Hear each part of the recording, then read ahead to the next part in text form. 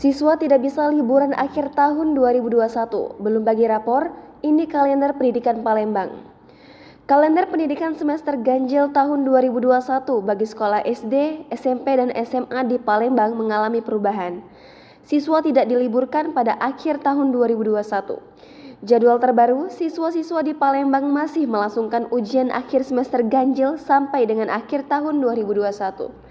Perubahan kalender pendidikan ini berdasarkan instruksi Mendagri nomor 62 tahun 2021 tentang pencegahan dan penanggulangan COVID-19 pada saat Natal 2021 dan Tahun Baru 2022. Menurut Kepala Dinas Pendidikan Kota Palembang, Ahmad Zulianto, perubahan kalender pendidikan dilakukan dalam rangka pencegahan penyebaran COVID-19 saat libur Natal dan Tahun Baru 2022. Seharusnya pelaksanaan penilaian akhir semester digelar tanggal 29 November sampai 4 Desember 2021.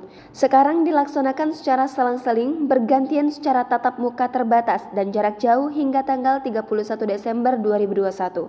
Sehingga tak ada kegiatan atau perkumpulan atau liburan selama Natal dan Tahun Baru 2022. Libur hanya dilaksanakan pada tanggal merah saja dan setelahnya tetap masuk seperti biasa.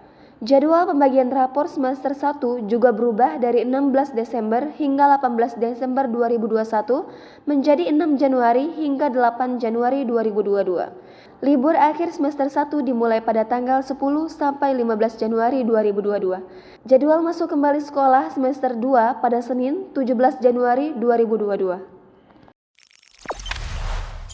Jangan lupa subscribe, share, komen, dan like ya!